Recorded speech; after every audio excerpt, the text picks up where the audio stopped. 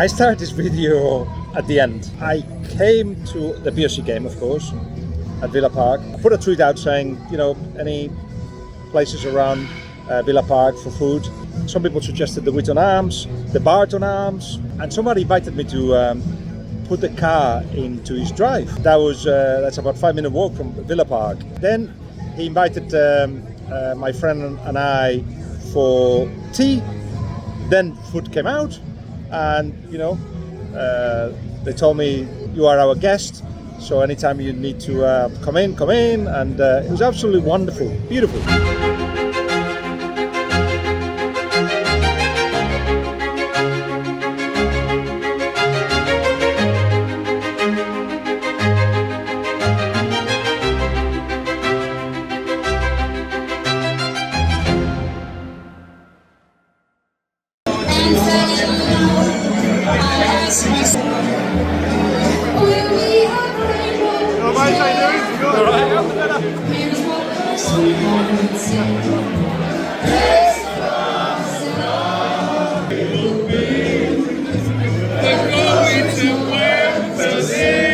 That's not the lyrics!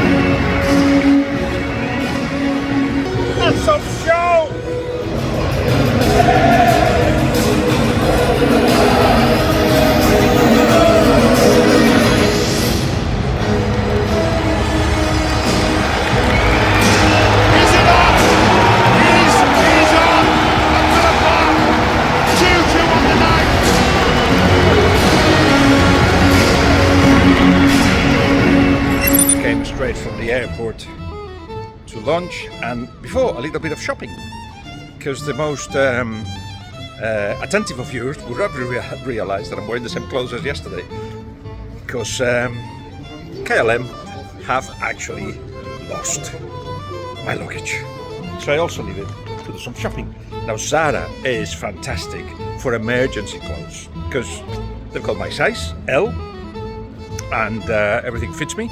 And that will do me for the day. That's what I'm going to wear tonight until they find me my suitcase.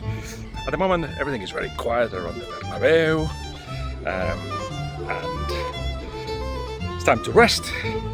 And then we'll be on CBS.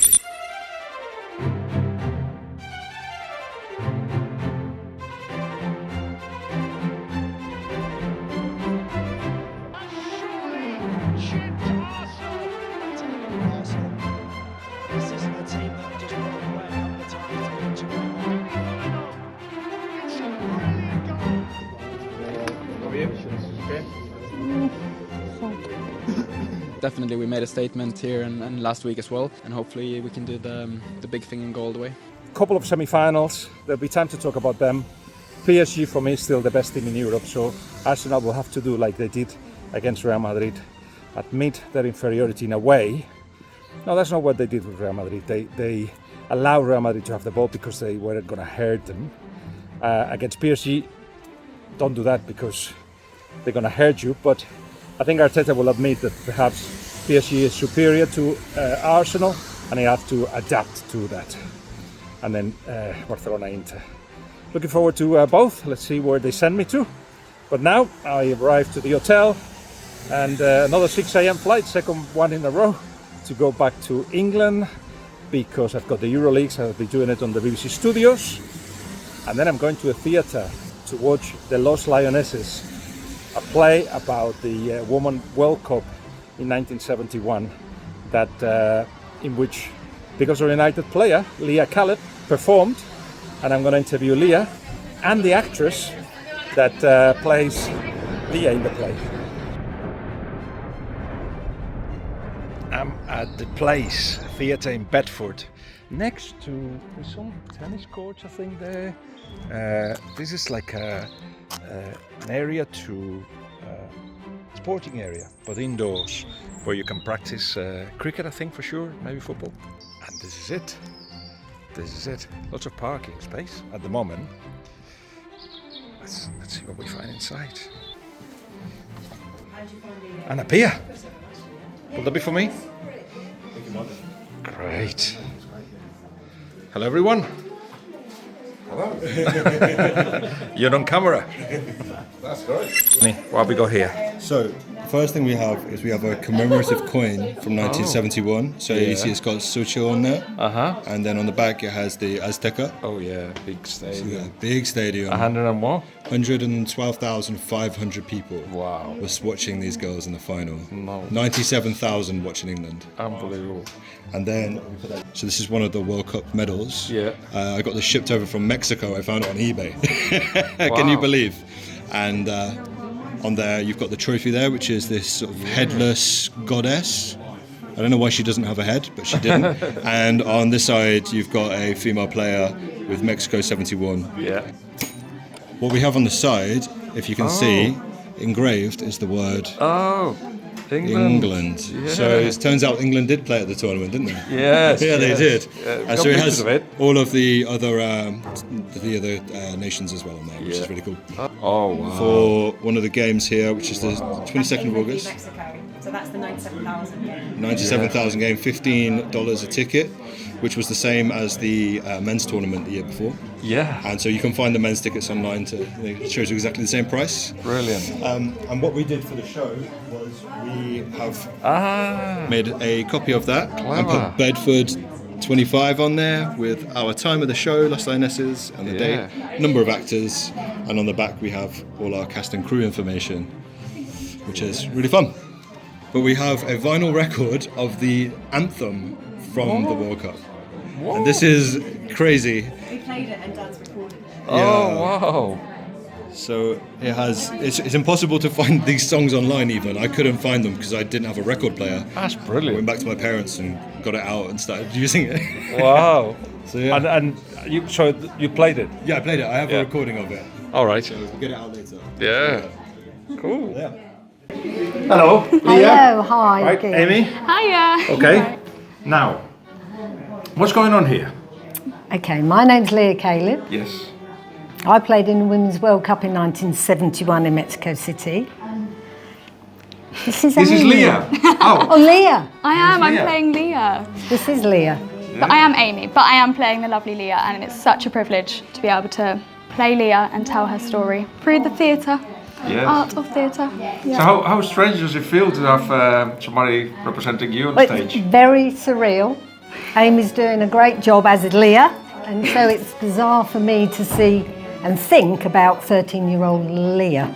Yes. And of course, Leah here has the ponytail that I had and the lovely dark hair. Oh right. So have you Matching. you've spoken to Leah before about the character, about the person, about the story, of course. Come on, who tells the story better? Share telling the story of the World Cup. Go on. 100%. You tell it better. Well, to be fair, what you're bringing to the stage are things that you've obviously read, looked at, talked to everybody about. And so there's parts of Leah that I'll recognise, there's certain bits that when I speak on the TV, I actually recognise saying such a long sentence, the word see. Okay? So for me, there are things that it sort of brings back to me. It's a long time ago, 54 years, but Leah Amy is doing a great job. And also the clever thing, of course, is that Amy's a footballer. Exactly. So I don't know if you've got similar style. Are you both right-footed? I am right-footed. Are you right-footed? I'm both. Oh, of course she is. okay. Cool. Only because my idol, and this is what we talk about all the time nowadays, fantastic women idols, but my idol was Georgie Best. So I spent my life dribbling and doing all that. Nice. So Nice. probably the right leg's better when I really want to willy it, but my left foot's quite, I'm left-handed, so I think it helped. What happened in 1971?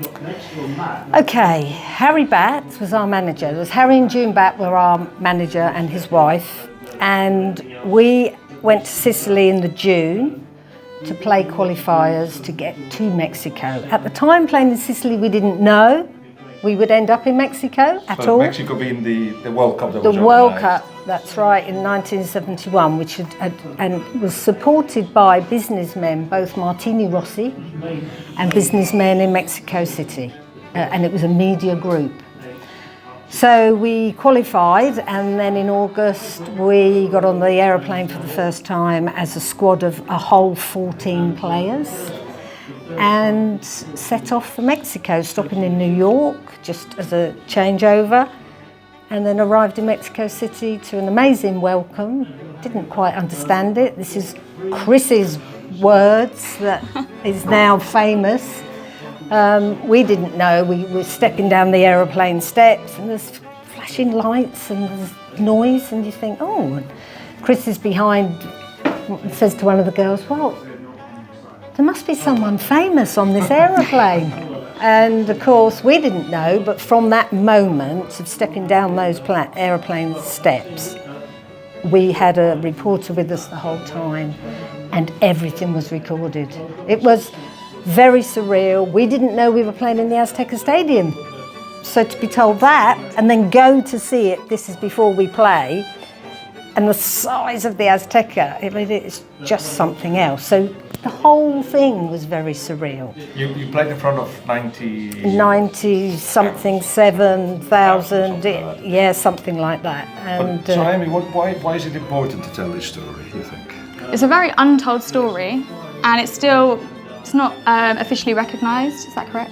It's not an official... Not by associations, Yes. not by the hierarchical associations. Which no. is ridiculous. But it's the setup of how women's football sort of started.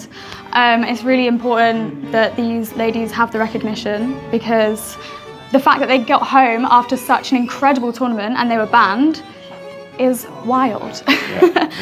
So yeah, I feel like it's about time the story is told 50 years later. It's crazy. What is it you're filming?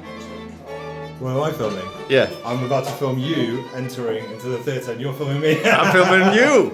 Okay, So that's the theatre. After you again.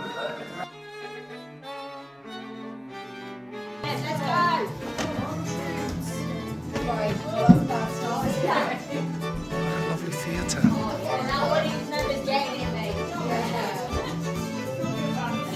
It must have been really hard to put all this together. How did you do it? Wow. It all started, say about 3 years ago, I think, when I wanted to create the script, but I would never have dreamed that we would have something like this. And obviously it's just us two in this team. But with collaborations and connections that we've had, we've been able to grow this team bigger and bigger and create what we have done today. So has football helped you? I mean, have you been in contact with clubs? Have they come back to you? Or We've tried to get in contact with clubs, but not had too much luck as of yet, apart from yourself, Guillem. Right. Yeah. Now football has to do more. This is one of the stories that needs looking after and needs, like everything else, funding. Anybody's help you with that? We've had a few small businesses in Bedford actually help out with funding. They were able to give us those little bits that were able to help us build this production today. Yeah. But that quickly... Some of them in here, no? Yes, so all the ones that go around there, and then we've got we've got some up there as well, Football Her, which is an Amstel-based company just down the road from you guys at Biggleswade. Yeah. So it's been good here, being regionally. We struggled a lot more in London last year, where you're a very, very small fish in a huge pond. But ideally, we would love to contact and get in touch with clubs and also bring the story to their teams and educate their players about their history and the shoulders that they stand on.